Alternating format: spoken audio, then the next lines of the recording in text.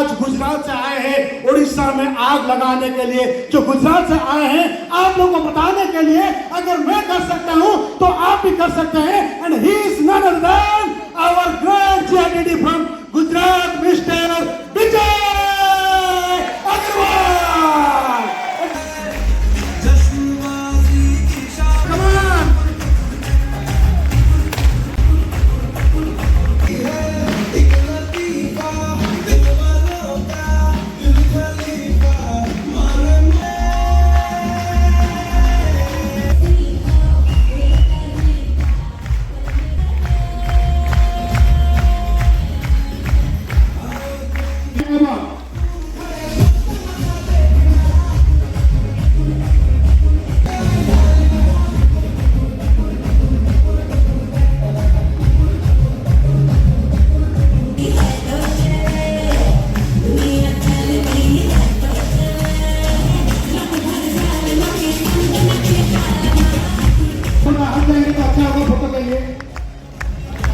White हो जाइए,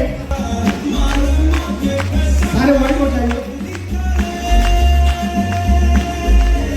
लोग हमेशा मुझसे पूछते हैं कि विजय अग्रवाल आपके जितना पैसा है ना तो आपके जैसा जोश आएगा, और मैं हमेशा कहता हूं कि सबसे पहले जोश आएगा, बाद में हमारे जैसा पैसा आएगा। आया ना? आया ना? तो सबसे पहले मैं दिल से धन्यवाद करता हूं हमारे great leader Shri Pramod sir का, जिन्होंने मुझे यहाँ पर बुलाया, और thank you so much sir. मैंने कुछ नहीं किया, मैं आपको बता दूं, मैं कल भी उनसे डिस्कस कर रहा था कि एक माँ जो होती है ना, माँ वो अपने बच्चे को हमेशा कोख में रखती है, ताकि उसकी सोच ये होती है कि भाई मैं जितना देख पा रही हूँ मेरा बच्चा भी उतना देख पाए। पर एक पिता जो है वो बच्चे को हमेशा अपने कंधे पे बिठाता है, वो ये सोचता है कि जितना मैं देख पाया ना उससे ज्यादा मेरी औलाद देख पाए, राइट? जहां तक मैं देख पाया उससे ज्यादा मेरी औलाद देख पाए। और मुझे गर्व है ये कहते हुए कि उड़ीसा की टीम के पास एक ऐसे फादर है जो अपनी टीम को हमेशा कंधे पे बिठा के रखते हैं कि जहां तक हो गए हैं उससे ज्यादा देख पाए, है ना? तो उनके सम्मान में एक बार जबरदस्त, जोरदार, धमाकेदार एंथुसियास्टिक जबरदस्त ताली होनी चाहिए। अच्छा, इसे जबरदस्त कहते हैं। पानी के पाउच बेचने वाले लड़के को आपके सामने सूट बूट में खड़ा कर दिया, ऐसी उनकी ग्रेट मेंटरशिप है। मैं हमेशा कहता हूँ कि अगर विजय अग्रवाल के पीछे से अल्पेश गज्जर नाम का वर्ड निकाल दिया जाए तो विजय अग्रवाल इज जीरो, क्योंकि मुझे इतना पता है कि गुरु बिना ज्ञान कभी नहीं मिलता। और अगर आपकी लाइफ में ऐसा कोई आदमी है जिसने आपका हाथ पकड़ा है तो यकीन मानना वो खुदा का, उस ऊपर वाले का भेजा हुआ एक फरिश्ता है जो आपको अपनी लाइफ में सही मायनों में आगे जाते हुए देखना चाहता है। ऐसे ग्रेट अप्लायंस के लिए एक बार जोरदार तालियां। Thank you so much. दोस्तों, नाम है विजय अग्रवाल। बेसिकली मैं बड़ौदा में रहता हूं और पिछले 8.5 सालों से, यानी 9 जनवरी 2016 से मैं इस बिजनेस को दिल, दिमाग और पूरी आत्मा से कर रहा हूं। 9 जनवरी 2016 से पहले ऐसा कोई काम नहीं है जो मैंने नहीं किया।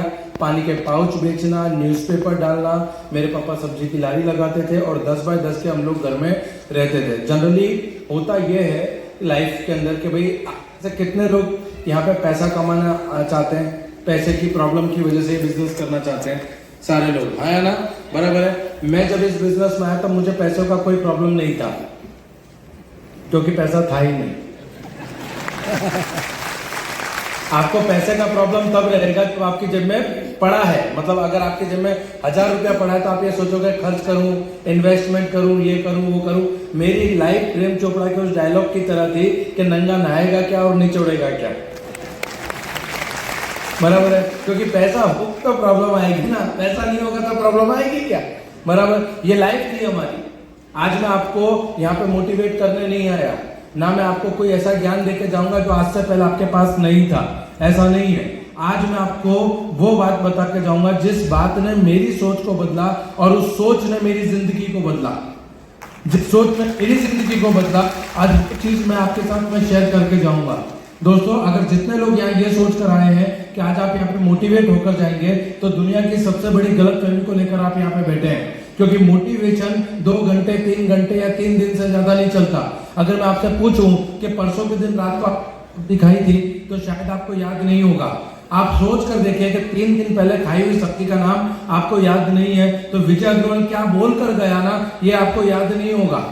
पर अगर आज यहाँ पे आप बैठकर अपनी सोच को बदल पाए, अपने विचारों को बदल पाए, इस बिजनेस अपने अपलाइन और इसकी ग्रेटनेस को समझ पाए, आप 6 लोगों का फैमिली हमारा, हम लोग चारों भाई बहन जब स्कूल में जाते थे रोज हमारा एक कॉमन डायलॉग मुझसे बोलता था कि रास्ता इतना कितना लंबा है कि तुम आ जाते हो, तुम्हारे फादर का एक्सीडेंट हुआ और वो कंप्लीटली बेड रेस्ट पे आ चुके थे। मतलब अगर हमारी परिस्थिति ये थी कि अगर जेब में सुबह में 10 रुपया है तो चाय बनेगी और अगर 10 रुपया नहीं है तो चाय नहीं बनेगी।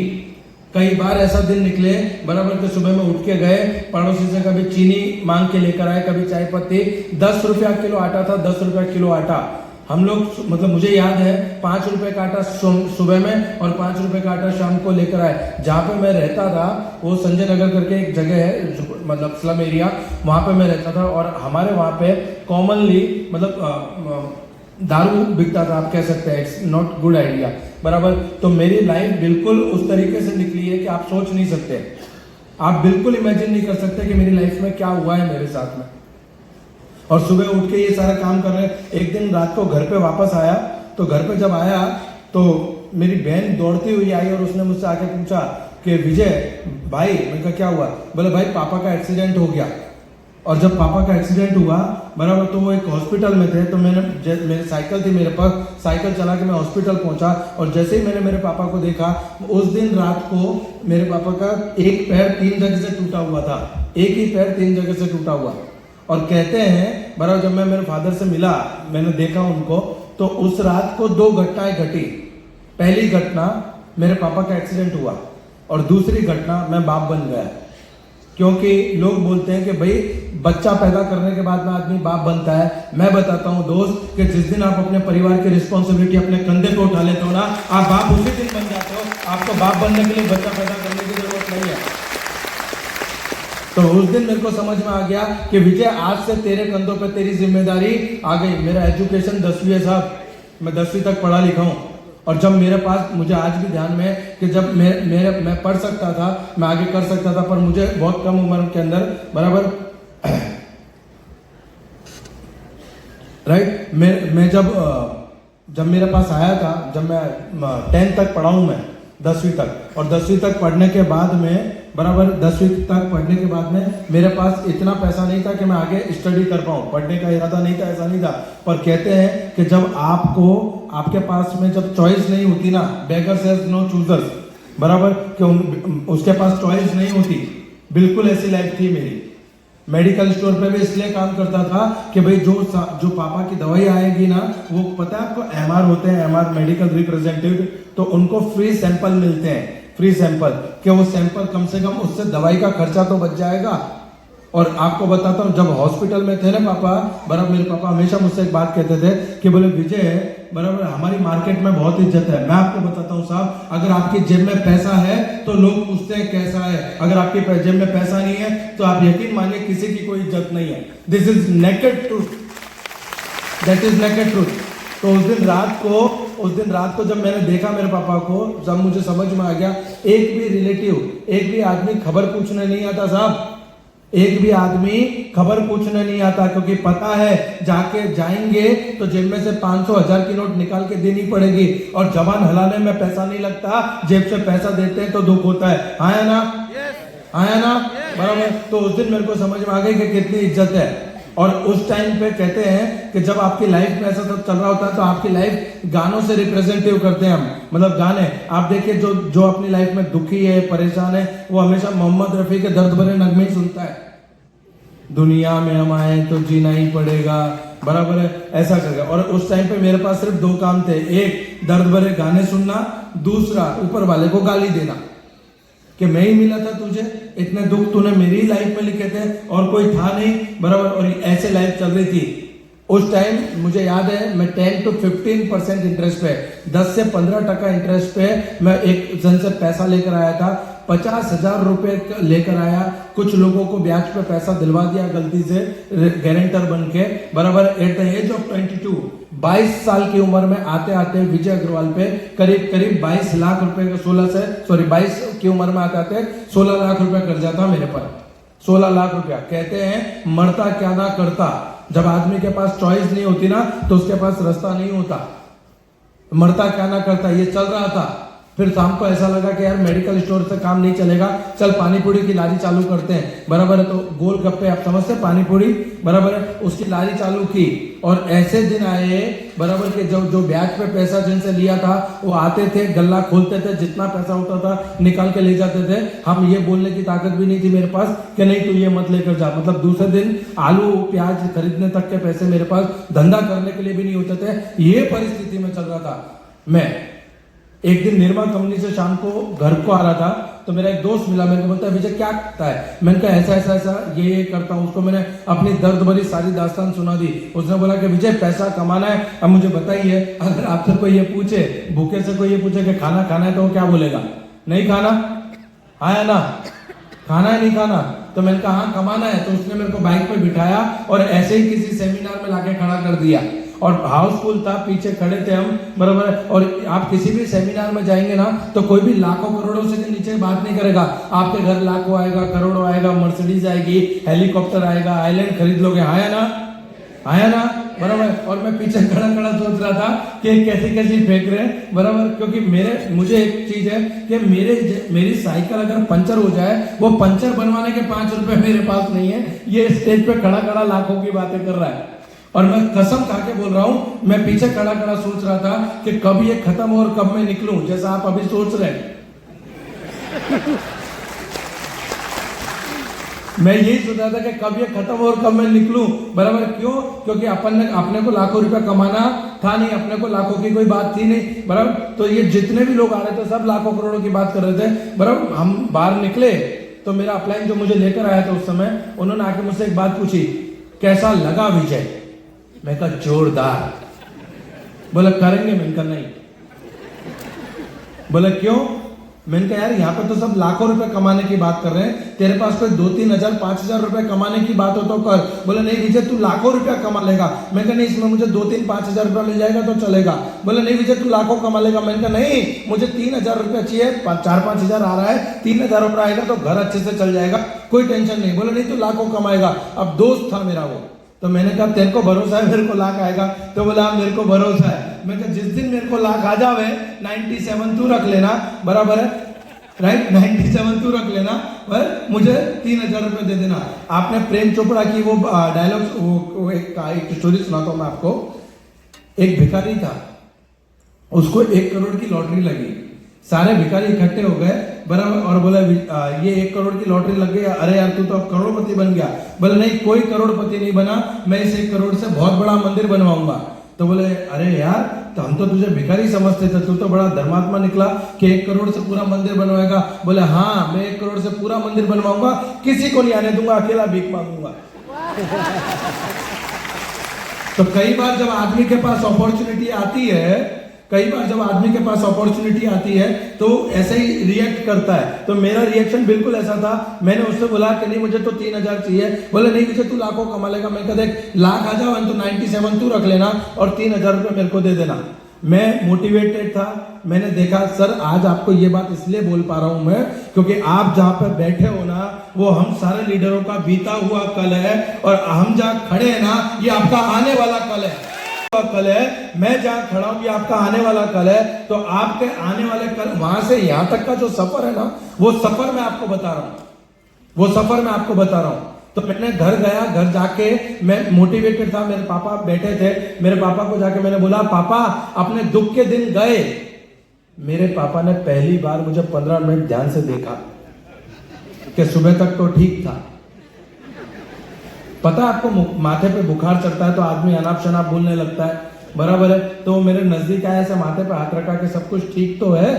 तो बोले क्या हुआ? मैंने कहा पापा मैं वो सेमिनार में गया था, वहां ऐसा ऐसा ऐसा है, ये है, और अपने दुख के दिन गए। मेरे पापा ने मुझसे पता है क्या कहा, अपने को कोई धीरू भाई अंबानी नहीं बनना, अपने को कोई धीरू भाई अंबानी नहीं बनना। मैंने उनको काफी समझाया, काफी बताया, बराबर है। वो हमेशा, मैं कुछ भी बोलूं, बोला तू मेरा बाप है या मैं तेरा बाप हूं। अब टेक्निकली और बायोलॉजिकली वो मेरे फादर है, बोले मैं तेरा बाप हूं। तुझसे ज्यादा दिवाली मैंने देखी है, तुझसे ज्यादा दुनिया मैंने देखी है। ऐसा धंधा करेंगे तो इज्जत, हमारी इज्जत जो है वो चली जाएगी। अब उनको कौन बताए, इज्जत होती तो जाती। गरीब आदमी को हमेशा ये लगता है कि मेरी बहुत इज्जत है। मैं बोलता हूँ किसी दोस्त को फोन करके बोलो एक 10,000 रुपया चाहिए, वो क्या बोलेगा पता है, कल बोला होता तो आज ही किसी को दिए। और देखो जिनके चेहरे पे स्माइल है उन्होंने किया हुआ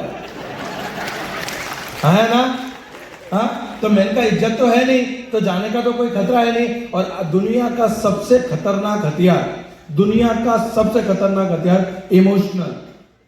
आखिर में मेरे पापा ने मेरे सामने 2 उंगली रखी और मुझसे पूछा गया कि अगर मोदी केयर करना है तो बाप नहीं, और बाप चाहिए तो मोदी केयर नहीं। सर, मैं हमेशा हर स्पीच में एक बात कहता हूं, हर बार कहता हूं कि रणभूमि को जीतने से पहले मनभूमि को जीतना जरूरी है। अगर आप मनभूमि में हारे हुए हो तो दुनिया का कोई भी आदमी आपको रणभूमि में जिता नहीं सकता। और एक बार आपने अपनी मनभूमि में जीत हासिल कर ली, दुनिया का कोई माइकल लाल आपको रणभूमि में हरा नहीं सकता, कोई माइकल लाल आपको रणभूमि में हरा नहीं सकता। तो मैं अपनी गरीबी का ढिंडोरा लेकर लोगों के सामने भीख नहीं मांगना चाहता था कि मैं गरीब हूं, मुझे 10,000 दो ना, मेरे पापा का इलाज कराना है 50,000 दो ना, मेरी बहन की शादी है मुझे 50,000 दो ना। ये गरीबी का ढिंडोरा लेकर, कटोरा लेकर लोगों के सामने भीख नहीं मांगनी थी। इसलिए मैंने डिसीजन लिया कि मैं मोदी केयर करूंगा। उस दिन मैंने डिसीजन लिया कि मैं मोदी केयर करूंगा। सर, आलू प्याज फ्री में नहीं मिलते, आलू प्याज फ्री में नहीं मिलते। आप सफलता लेने निकले हो, कीमत चुकानी पड़ेगी। मेरे पापा ने मुझसे कहा कि आज से तू मेरा बेटा नहीं, मैं तेरा बाप नहीं। मुझे नहीं पता आप क्या कीमत चुकाओगे, क्या नहीं चुकाओगे। मेरे पापा ने 5 साल, 1.5 साल मुझसे बात नहीं की मोदी केयर के लिए। 1.5 साल, 1.5 ईयर मुझसे बात नहीं की। हमारे घर का सिनेरियो ये था कि मैं सुबह में जाऊंगा, उनके उठने से पहले मुझे घर से निकल जाना है और उनके सोने के बाद मुझे घर में घुसना है। 1.5 साल अगर वो खाना खाने बैठे तो मैं खाना खाने नहीं बैठूंगा, और मैं खाना खाने बैठा हूं तो वो खाना खाने नहीं बैठेंगे। दिस इज द सिचुएशन, ये पोजीशन थी। मैं सुबह में उठा, मेरी मम्मी के पास गया, मेरी मम्मी ने बोला कि क्या हुआ बेटा रात को। मैंने कहा मम्मी ऐसा ऐसा हुआ। तो बोले वो तेरे पापा है, तेरा गलत थोड़ी सोचेंगे। मैंने कहा एग्जैक्टली, मैं भी उनका बेटा हूं, मैं भी गलत थोड़ी सोचूंगा, मैं भी उनका बेटा हूं, मैं भी गलत थोड़ी सोचूंगा। तो मम्मी ने बोला ऐसा कोई धंधा मत कर। मैंने कहा मम्मी देख, 5 साल दे दे मुझे, 5 साल मुझसे मत पूछना कि बेटा तू घर आएगा नहीं आएगा, खाना खाएगा नहीं खाएगा, तू सोया नहीं सोया। 5 साल दे दे, 5 साल के बाद में सुबह का नाश्ता, दोपहर का खाना और शाम का घूमना साथ में करेंगे। मुझे कैरियर बनाना है, मुझे 5 साल दे दे। मुझे एक बात बताइए सर, मुझे एक बात बताइए, क्या लोग अपने परिवार को छोड़ के दुबई, अमेरिका, लंदन, कनाडा नहीं जाते 5-5 साल के लिए, 10-10 साल के लिए? बराबर है, बीवी को, बच्चे को, माँ बाप को, सबको छोड़कर जाते कि नहीं जाते? क्योंकि उनको पता है कि अगर 5 साल वहां निकाल दिए तो यहाँ मेरा परिवार खुशी से रह पाएगा। बराबर है। तो मुझे एक चीज समझ में आई कि अगर मैंने 5 साल इस कैरियर को बनाने के लिए ले लिए तो 5 साल के बाद में मेरा परिवार सुख शांति से रह पाएगा। राइट। और मैंने आज मैं बताता हूँ आपको, उसके बाद में गया मेरा प्लान के बाद, जिसने मुझे मोदी केयर बताया था, जो मुझे सिस्टम में लेकर आया, तो मैं उनके पास गया और मैंने जाके बोला सर मैं बिजनेस करना चाहता हूँ, क्योंकि दोस्त था। तो मैंने कहा मुझे बिजनेस करना है। तो बोला तू चिंता मत कर, तू बिल्कुल चिंता मत कर, मैं पूरा सपोर्ट करूंगा। आपकी अपलाइन ने भी आपको ये बोला कि पूरा सपोर्ट करेंगे, हाँ है ना? मेरी अपलाइन ने भी मेरे को बोला कि पूरा सपोर्ट करेंगे। मैं पहुंचा उनके पास, काम स्टार्ट किया। 1-2 दिन उन्होंने अपने साथ में रखा। तीसरे दिन मैं जिनके यहाँ न्यूज़पेपर डालता था उनको मैंने फोन करके बोला, मैंने कहा आंटी जी मैंने एक नया बिजनेस शुरू किया है और मैं आपको डेमो बताने आना चाहता हूँ। तो बोले ठीक है विजय, तुम कल शाम को 4 बजे आ जाओ। मैंने मेरे अपलाइन को फोन किया कि कल शाम को 4 बजे डेमोन्स्ट्रेशन करने जाना है। उसने कहा कि ठीक है चलेंगे। बराबर, मैं बाहर हूँ थोड़ा, तू डेमो किट लेकर पहुंच जाना। मैंने कहा डेमो किट वो क्या होता है? डेमो किट वो क्या होता है? बोले जिससे हम डेमो बताते हैं। मैंने कहा पहले पैसा तो आने दे, पहले मोदी का थोड़ा बहुत पैसा देगी तभी तो डेमो किट बनाऊंगा। उसने बोला कि भाई पानी पूरी का कस्टमर जब तेरी लारी पे आता था तो पहले कस्टमर आता था और बाद में मसाला लेने जाता था। मैं कहा नहीं, मसाला लेके राह देखता था। तो बोले मोदी केयर के अंदर भी सबसे पहला हथियार डेमो किट है, अगर तुझे इसमें से पैसा कमाना है तो सबसे पहले डेमो किट बना। मैंने कहा देख अभी तो मेरे पास पैसा नहीं है, बराबर है, क्या करूं? तो बोले एक काम कर, मेरी डेमो किट लेकर 4 बजे पहुंच जाना। 4 बजे का टाइम था बॉस, मैं 4 बजे पहुंच गया। 8-10 लेडीज आके बैठी हुई थी, बराबर। मैंने मेरे अपलाइन को फोन किया, मैंने कहा कहाँ पे? तो बोले मुझे 15 मिनट लगेगी। मैंने फिर 15 मिनट के बाद में फोन किया, मैंने कहा कहाँ पे? बोले और 15 मिनट लगेगी। आधा पौना घंटा निकल गया, मेरा अपलाइन आया नहीं। और अब मुझे इतना गुस्सा आ रहा था अंदर से। मैं आपको एक बात बताता हूँ, गरीब आदमी का सबसे बड़ा प्रॉब्लम क्या होता है पता है? पैसा उसके अकाउंट में बिल्कुल नहीं रहेगा, पर ईगो से जेब भरी पड़ी है। पैसा अकाउंट में बिल्कुल नहीं रहेगा, पर ईगो से जेब भरी पड़ी है। मेरे को इतना गुस्सा आ रहा था उस टाइम पे कि मेरे पापा जो बोल रहे थे ना, ये बेवकूफ बनाते हैं, सच में बेवकूफ बनाते हैं। वो आंटी जिनके वहां डेमोस्ट्रेशन था वो आई मेरे पास और उन्होंने कहा विजय भाई जैसा आता है वैसा कर दो ना। तो मैंने वैसा ही करने के लिए मैंने 2 ग्लास लिए, दोनों में पानी डाला और एक में लाइजोल एक में स्टेरिक्लिन डाला और मैंने कहा देखो बैक्टीरिया मर गए। डॉन को पता है कि रिवॉल्वर में गोलियां नहीं है, डेमो में क्या डालना है क्या नहीं डालना है मुझे पता है, सामने वाले को पता था क्या? आया ना? एग्री करेंगे नहीं करेंगे? उन्होंने ताली बजाई और 4 स्टेरिक्लिन के ऑर्डर दिए, क्योंकि मुझे पता था कि उसमें उजाला भी डालना था। अब मुझे गुस्सा आ रहा है, मैं गुस्सा होते हुए कि अब ये करना नहीं है, ये सब फालतू की था। तो मैं गया उसके पास और जाके उसके पास ऐसे उसकी डेमो किट फेंक कर बोला, मैंने कहा ये पकड़ तेरी लंका, तुम लोग बेवकूफ बनाते हो, ये काम करने लायक नहीं है, तू छोड़। और मुझे मतलब आपको जिस पे गुस्सा आ रहा हो वो सामने मिल जाए, हाँ है ना? मेरे को सामने मिला, मैंने 15 मिनट तक उसको ऐसी दी, जितनी मुझे आती थी सारी मैंने उसको दे दी, जितनी मुझे आती थी। धन्यवाद उस व्यक्ति का, उसने 2 सवाल पूछे मेरे से। सवाल नंबर 1, चाय पिएगा? अब मैं बनिया हूं, मैंने कहा इसके साथ काम तो करना नहीं है, चाय क्यों छोड़ू? मैंने उसके हाथ से चाय का ग्लास लिया। उसने मेरे से दूसरा सवाल पूछा, विजय अगर आज मैं आता तो क्या तू डेमो करता? मैं कहा अगर तू आता तो तू डेमो करता, मैं क्यों डेमो करता? बोले मैं इसीलिए नहीं आया क्योंकि मैं चाहता था कि डेमो तू करे। मैं इसीलिए नहीं आया क्योंकि मैं चाहता था डेमो तू करे। और उस दिन मेरे को एक बात समझ में आई कि पानी पूरी बेचता था वहां तो कोई अप्लाई नहीं था, न्यूज़पेपर डालने जाता था वहां तो कोई अप्लाई नहीं था, मेडिकल स्टोर पे जॉब जाता था वहां तो कोई अप्लाई नहीं था। तो वो धंधा मेरा था, तो ये धंधा भी तो मेरा है। वो धंधा मेरा था तो ये धंधा भी तो मेरा है, बराबर है, आया ना? तो मैंने उस दिन का दिन है और आज का दिन है, मैंने कभी भी मेरी अपलाइन से ना कभी डेमोन्स्ट्रेशन करवाया ना प्रेजेंटेशन करवाया। मैं हमेशा अपलाइन के पास गया, मैंने कहा आप मुझे सिखाओ, काम करना मेरा है, बच्चे मैंने पैदा किए हैं, मेरे माँ बाप को सुखी मैं देखना चाहता हूँ, मेरी जिंदगी में तरक्की मुझे चाहिए, बैंक बैलेंस मुझे चाहिए, गाड़ी मुझे चाहिए, घर मुझे चाहिए, जिंदगी में हर खुशी मुझे चाहिए। तो काम भी मैं करूंगा, अपलाइन नहीं, तो काम भी मैं करूंगा। सर उस दिन का दिन है और आज का दिन है। आज 8.5 साल हो गए मुझे मेरे अपलाइन से एक डेमोन्स्ट्रेशन नहीं करवाया। और अगर अपलाइन से डेमोन्स्ट्रेशन और प्रेजेंटेशन करवाया होता ना दोस्त, तो यहाँ पे अपलाइन खड़ा होता विजय अग्रवाल नहीं, यहाँ पे अपलाइन खड़ा होता विजय अग्रवाल नहीं। सर वो बच्चा हूं मैं जिसने 200 रुपए की सेकेंड हैंड साइकिल खरीदने के लिए घर का सिलेंडर बेच दिया था। 200 रुपए की सेकेंड हैंड साइकिल खरीदने के लिए घर का सिलेंडर बेच दिया था।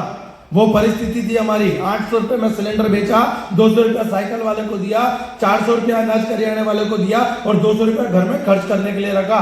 हमारे गुजराती में कहावत है कि जेनी आंगड़ी में वागे इन्हें दुखा होता है। जिसकी उंगली में चोट लगती है ना दोस्त, दर्द सिर्फ उसको होता है, दर्द सिर्फ उसको होता है। वो परिस्थिति आप आज भी जब मैं आपसे बात कर रहा हूं ना, रुआंटे खड़े हैं मेरे। आज भी जब मैं आपसे बात कर रहा हूं, क्योंकि वो दिन जब याद आते हैं ना। कल प्रमोद सर जब एयरपोर्ट पे मुझे रिसीव करना है तो बहुत सारे बुके जैसा भी आपने देखा ना इतना, तो बोले विजय थोड़ी सी तकलीफ लेनी पड़ेगी। मैंने कहा सर ये तकलीफ उस तकलीफ से लाखों गुना अच्छी है जो तकलीफ उठाकर मैं यहाँ पहुंचा हूं। काम शुरू किया, 3 महीने लगातार काम किया, पहला दूसरा महीना बराबर, दूसरे तीसरे महीने में जाकर मुझे मोदी केयर से सबसे पहला पे आउट आया 167 रुपया, 167 रुपीज। मैं खुशी के मारे पागल हो गया। मैं 167 का चेक देखकर खुशी के मारे पागल हो गया। मैंने घर पे फोन लगाया मम्मी को कि मम्मी खीर बनाओ। मेरी मम्मी ने खीर बनाई, हम घर पहुंचे, हम खीर खाने के लिए बैठे। मेरी मम्मी ने बोला क्या हुआ? मैंने कहा चेक आया। बोले कितने का? मैंने कहा 167 का। और डॉक्टर कंफर्म करे कि शी इज प्रेग्नेंट, तो आप घर पे आके क्या बोलते हो? कोई खुशी नहीं, 9 महीने बाद आएगा तब की तब देखेंगे। ऐसा करते हैं क्या? ऐसा करते हैं क्या? नहीं। जिस दिन डॉक्टर कंफर्म करता है कि शी इज प्रेग्नेंट, आप ये खा, ये मत खा, ये उठा, ये मत कर, बराबर है, आपके घर का माहौल बदल जाता है। आप उसकी छोटी छोटी उंगलियों को इमेजिन करने लगते हैं, वो ऐसे रोएगा, वो ऐसे हंसेगा, वो ऐसे खेलेगा, उसके लिए ये खिलौना चाहिए। आया नहीं है, वो आएगा 9 महीने बाद। तो 9 महीने बाद आने वाले की किलकारी आपको उस दिन सुनाई देने लगती है जिस दिन डॉक्टर कंफर्म करता है शी इज प्रेग्नेंट। मेरे पास 167 रुपए का चेक आया, मैं समझ गया शी इज प्रेग्नेंट। मैं समझ गया शी इज प्रेग्नेंट। और 9 महीने राह देखनी है। 9 महीने सर, बताते हुए गर्व होता है, बताते हुए गर्व होता है। आज बच्चा 8.5 साल का हो चुका है। 167 रुपए के चेक से शुरुआत की, हाईएस्ट पे आउट मोदी केयर में से 6.5 लाख रुपया महीना। 167 से शुरुआत की, हाईएस्ट पे आउट मोदी केयर से 6.5 लाख रुपया महीना, बराबर। आज तक अभी 8.5 सालों में मोदी केयर से 3 करोड़ रुपया मेरे घर पर आया है। 3 करोड़ रुपया, 3 करोड़ रुपया। 200 रुपए की सेकेंड हैंड साइकिल खरीदने के लिए घर का सिलेंडर बेचा। पहली गाड़ी खरीदी मोदी केयर से ग्रैंड i10, दूसरी गाड़ी खरीदी मोदी केयर से एस क्रॉस, तीसरी गाड़ी खरीदी मोदी केयर से आपकी MG हेक्टर, चौथी गाड़ी खरीदी अल्काजार, अभी 5वीं गाड़ी है घर पे सियाज, और चारों पांचों गाड़ी घर पे खड़ी है। जिस दिन अपलाइन क्या कहते हैं हमेशा, सपने लिखो, और ये 5,000 रुपए से ये सामान, ये सामान, ये सामान, घर में ये खूट रहा है, ये लेकर आना। This is my dream. मेरे सपनों में नहीं था। और सपने मर जाते हैं साहब, सपने सबके होते हैं। बचपन में हर किसी ने बोला होता है कि जब बड़ा होऊंगा ना, पढ़ूंगा लिखूंगा ना, तो बड़ी गाड़ी में घूमूंगा। पर जैसे बड़ा होता है ना, गाड़ी छोड़ो बाइक के वांदे हो जाते हैं। जब आदमी बड़ा होता है ना, तो उसके बाइक के वांदे हो जाते हैं। ये पोजीशन थी हमारी। जब मेरे पापा, जब अपलाइन ने कहा कि सपना लिखो, मैंने लिखा। बोले कार कौन सी लेनी है? मैं कहा सर कोई भी आ जाएगी चलेगा। बोले नहीं लिख। तो सामने से ग्रैंड i10 गुजरी, तो मैंने लिख दिया ग्रैंड i10, बराबर। जब मैं गाड़ी खरीदने के लिए गया, मोदी केयर से चेक बनने लगा, गाड़ी खरीदने गया, तो जब मैं शोरूम में गया, तो मेरे जैसे आप पता, आप जब गाड़ी खरीदने के लिए शोरूम में जाते हो ना, तो आपको ऐसे स्वागत करते हैं जैसे घर पे जमाई आया हो। क्या खाएंगे सर, क्या लेंगे, कॉफी लेंगे, चाय लेंगे। मैं जब गाड़ी खरीदने गया तो उनको लगा ये नौकरी मांगने आया है। मैं गया, मेरे को बोला क्या चाहिए? मैंने कहा आप क्या बेचते हो? तो बोला गाड़ी। बोले ठीक है। एक सोफा था, वहां पे मुझे बिठा दिया गया। एक सेल्समैन आया, उसने आके मुझसे पूछा क्या चाहिए सर, आप क्या खरीदना चाहते हो? मैंने कहा आप क्या बेचते हो? बोले गाड़ी। मैंने कहा गाड़ी खरीदनी। उसने मुझसे कहा कौन सी? मैंने कहा ग्रैंड i10। उसका तीसरा सवाल था सर आपका बजट क्या है? अब ये सर आपका तक तो ठीक था, ये बजट को अगर आप गुजराती हिंदी में ट्रांसलेट करेंगे तो आपको पता चलेगा आपकी औकात कितनी है। बजट का मतलब ये हुआ, आया ना, आया ना, बराबर है। तो उस दिन मुझसे ये बजट वाला सवाल नहीं पूछा गया। ये बजट वाला सवाल मुझसे हर रोज पूछा जाता था। भाई एप्पल खरीदने जाओ सर कितने वाला बताऊं, शर्ट खरीदने जाओ कितने वाला बताऊं, बराबर बजट कितना है आपका, चप्पल खरीदने जाओ कितने का बजट है। एग्री करेंगे नहीं करेंगे इस बात को? आया ना, बराबर है। एक 15-20 हजार 25 हजार में नौकरी करने वाला सेल्समैन हर रोज मुझसे मेरी औकात पूछता है। आप सोच कर देखिए, उस दिन जब उसने मेरे से पूछा कि भाई आपका बजट कितना है, मेरे को दिल पे लगा। मैंने बोला कि भाई ग्रैंड i10 टॉप वेरिएंट की कीमत कितनी? बोला 7,38,000। मैंने बैंक में से चेक बुक निकाली, चेक साइन करके उसको दे दिया। उसका चौथा सवाल था कि सर करते क्या हो? मैंने कहा पूछ मत, नहीं तो नौकरी छोड़नी पड़ेगी। मैंने कहा पूछ मत, नहीं तो नौकरी छोड़नी पड़ेगी, बराबर। और मैं जिस दिन गाड़ी की डिलीवरी लेनी थी ना, मैंने घर पे फोन लगाया पापा को, मम्मी को। पापा तो बात नहीं करते थे, तो मम्मी को बोला, तो मम्मी ने बोला कि क्या हुआ? मैंने कहा पापा को ये एड्रेस पे भेज मम्मी, अर्जेंट काम है। तो तब तक बताया नहीं था मैंने घर पे गाड़ी आ रही है करके। तो पापा को मेरी मम्मी ने उठाया, लगता है अपना लड़का कहीं फंस गया, जाके ले आओ उसको, जाके ले आओ। मेरे जब वो चाबी देने से खड़े होते हैं ना सर, तो वो मेरे पास सेल्समैन आया, बोले सर फोटो करवाए। मैं कहा मैं तो नौकर आदमी हूँ, मालिक अभी आ रहे हैं। जब मेरे पापा गाड़ी की डिलीवरी लेने आए ना बॉस, तो वो जब ऐसे खड़े थे, उनके चेहरे पे स्माइल थी, उनकी आंखों में आंसू थे, और 36 की छाती 72 की हो गई थी। उस दिन पहली बार मुझे लगा कि मोदी केयर करके मैंने अच्छा काम किया। उस दिन पहली बार लगा कि मोदी केयर करके अच्छा काम किया। सर लाइफ के 25 साल 25 ईयर मैंने 10 बाय 10 के कमरे में निकाले हैं। लाइफ के 25 ईयर मैंने 10 बाय 10 के कमरे में निकाले हैं। 5 साल मैंने रेंट के मकान में निकाले हैं। 6 भाई बहन, हम लोग पूरी रात, हम 10 बाय 10 का कमरा वहीं बनाना, वहीं खाना और वहीं सो जाना। हम लोग पूरी रात एक दूसरे को फील एंड टच देते रहते थे, कभी किसी का पैर छाती पे, कभी किसी का हाथ छाती पे, बराबर ये हमारा पूरी रात चलता था। पहला सपना मेरा ये था कि भी मेरे माँ बाप को एक अच्छा घर दूं। 1 साल पहले मोदी केयर से 2 करोड़ रुपए का घर अभी खरीदा। 2 करोड़ का घर अभी खरीदा मोदी केयर से। जिस दिन हमको सामान ट्रांसफर करना था, मेरी एक आदत है, मैं सुबह उठूंगा, मम्मी के पास आऊंगा, मम्मी को बोलूंगा मम्मी चाय बनाएगी, मेरी मम्मी चाय बनाएगी, और उसके बाद में चाय पी के फिर मैं अपने आगे का रूटीन स्टार्ट करता हूँ। ये मेरा हैबिट है। उस दिन मैं सुबह उठ के आया, मैंने कहा तो ट्रांसफर ही तो करना है, सामान थोड़ा बहुत बचा है वो कर देंगे, बात खत्म। मैं आया, मैंने मम्मी को कहा कि मम्मी चाय बना, तो मेरी मम्मी किचन में चाय बनाने के लिए गई। 2 मिनट हो गई, जनरली एज यूजुअल 2-5 मिनट के अंदर चाय बन के बाहर आ जाती थी। उस दिन 7-8 मिनट 10 मिनट हो गई, मम्मी बाहर नहीं आई, बराबर। तो मुझे लगा कुछ हुआ क्या, तो मैं अंदर किचन में गया, प्लेटफॉर्म था किचन का, मेरी मम्मी ऐसे हाथ करके खड़ी थी, सामने चाय बन रही थी, और मैं पीछे था, तो मुझे सिसकने की आवाज़, ऐसा करके सिसकने की आवाज़ आई। तो मैं मेरी मम्मी के पास गया, मैंने कहा मम्मी क्या हुआ, तो मेरी मम्मी मेरी तरफ पलटी। माई मदर इज क्राइंग, मेरी माँ रो रही थी, एंड शी टोल्ड मी कि बेटा 35 साल बाद खुद के घर में जा रही हूँ। 35 साल बाद खुद के घर में जा रही हूँ। मुझे नहीं पता साहब, मैं आपको बताता हूँ, हमारे में श्राद्ध मनाते हैं, बड़े बुजुर्गों को, पूर्वजों को, कुत्ते को, कौवे को खाना खिलाते हैं ताकि हमारे पूर्वजों को वो खाना लगे। सर मुझे सीरियसली नहीं पता कि कल को कुत्ते को या कौवे को खिलाया हुआ खाना मेरे पूर्वजों तक या मेरे माँ बाप तक पहुंचेगा नहीं पहुंचेगा, पर अगर मोदी केयर करके मेरे माँ बाप को धरती पे स्वर्ग मिल सकता है, सौगंध मोदी केयर की, मर मर के मोदी केयर करने को तैयार हूँ। सौगंध मोदी केयर की मर के करने को तैयार हूँ, बराबर है। कहते हैं माँ बाप का, आप अपनी चमड़ी का जूता बना के भी माँ बाप को पहनाओ ना, तो उनका कर्ज नहीं उतार सकते। मैं धन्यवाद करता हूँ मोदी केयर और great management, great Sameer Modi ji का, कि जिन्होंने मौका दिया मेरे माँ बाप को एक अच्छा जिंदगी देने के लिए, राइट। मुझे मोदी केयर का प्लेटफॉर्म प्रोवाइड किया, और मैं गर्व से कहता हूँ, छाती ठोक कर कहता हूँ, और डंके की चोट पे कहता हूँ, yes I am a Modi carrier, yes I am a Modi career.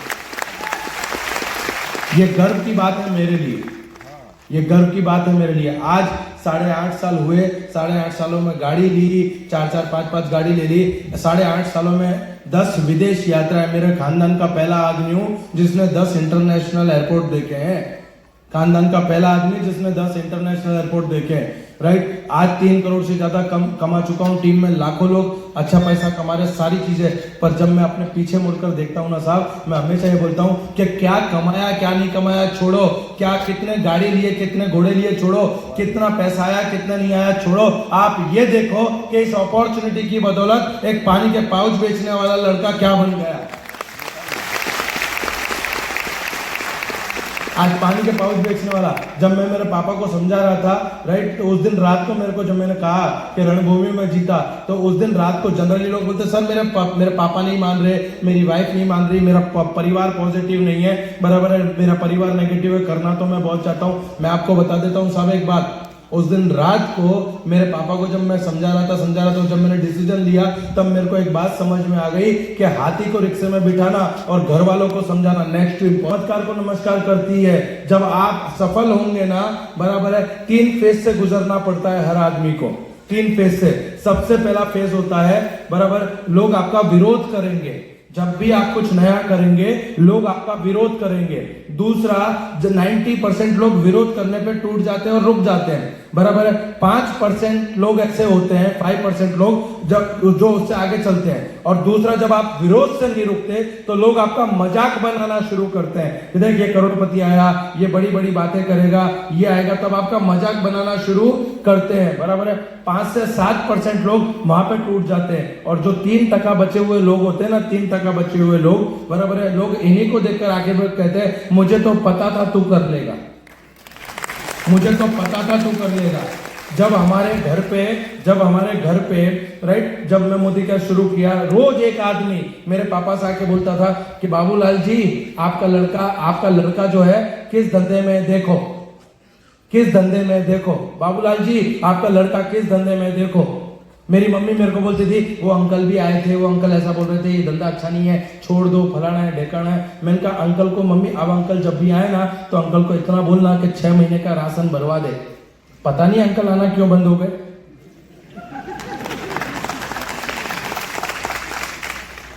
बराबर, 6 महीने का राशन भरवाना बंद कर दिया, बंद बनवाने का। मेरा लड़का नहीं करेगा, मेरा लड़का वो करेगा जो आप बोलोगे। अंकल नहीं आते, अंकल नहीं आते। आज भी मेरे घर पे कोई ना कोई जाता है और आज भी मेरे पापा को लोग बोलते बाबूलाल जी आपका लड़का किस धंधे में देखो। तो मुझे गर्व है कि मैंने मोदी केयर को चुना, मुझे गर्व है कि मैंने दुनिया के सबसे बेस्ट प्लेटफॉर्म को चुना।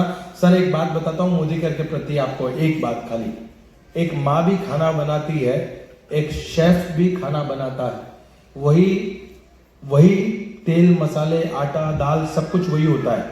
पर जब एक शेफ खाना बनाता है ना, एक शेफ खाना बनाता है तो वो अपने माइंड में प्रॉफिटेबिलिटी के बारे में सोचता है कि मेरा ग्राहक को खाना पसंद आएगा तो मुझे ज्यादा मार्जिन और ज्यादा मुनाफा होगा। पर एक माँ जब खाना बनाती है ना तो वो प्रॉफिट के बारे में नहीं सोचती, वो अपने परिवार के सेहत के बारे में सोचती है। मोदी केयर वो माँ है जो अपने कंसल्टेंट की सेहत के बारे में सोचती है, अपने प्रॉफिट के बारे में नहीं। तो जोरदार तालियां होनी चाहिए समीर मोदी जी के लिए, मोदी केयर कंपनी के लिए और आपके अपलाइन के लिए। एक बार जबरदस्त तालियां होनी चाहिए। ये जबरदस्त है क्या?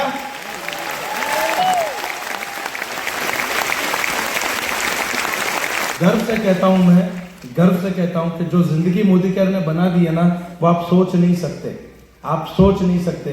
तो मुझे एक बात बताइए, क्या मार्केट में एक ही विजय अग्रवाल है? क्या मार्केट में एक ही प्रमोद सर अवेलेबल है? क्या मार्केट में एक ही सुरेखा भार्गव मैडम अवेलेबल है? नहीं सर, हमारे जैसे विजय अग्रवाल, हमारे जैसे प्रमोद सर, हमारे जैसे सुरेखा मैडम हजारों पड़े हैं। पर पहले आप समीर मोदी जी तो बनिए ताकि आपके साथ जुड़ना पसंद करें। आया ना, आया ना? तो मुझे इतना समझ में आता है, मैं 2 चीजें कहकर यहाँ पे विराम दूंगा अपनी वाणी को। सबसे पहला, राइट, कि फूल तो खिलते हैं इस चमन में, फूल तो खिलते हैं इस चमन में, शर्त यह है कि बीज को दफन होना होगा। अगर आप कीमत चुकाने को तैयार हैं तो सफलता आपके लिए आरती की थाली लेकर खड़ी है। अगर आप कीमत चुकाने को तैयार हैं तो सफलता आपके लिए थाली लेकर खड़ी है। दूसरा, मेरा फेवरेट सेंटेंस जो मेरी जिंदगी का सिद्धांत है, मेरी जिंदगी का वजूद है, जिसके ऊपर, जिसके आधार पे मैंने अपनी लाइफ को खड़ा किया है, और वो एक ही सिद्धांत है कि जिंदगी तो अपने दम पर जी जाती है गालिब, जिंदगी तो अपने दम पर जी जाती है गालिब, दूसरों के कंधों पे तो सिर्फ जनाजे उठते हैं, दूसरों के कंधों पे तो जनाजे उठते हैं। तो दोस्तों ये था मेरा एक टेस्टिमनी, मुझे जो समय दिया गया था उसके अकॉर्डिंग। और अब इसके बाद में एक जो सेशन है, जो लर्निंग का सेशन है, वो हम नेक्स्ट में इसके बाद करेंगे, right? So thank you so much and back on the stage, back host. Thank you so much, thank you. Great story. और आप लोगों ने महसूस भी किए होंगे, जो मैं महसूस कर रहा था, रोंगटे खड़े हो रहा था। ये सब आप लोग महसूस कर रहे थे विजय जी कैसा बनना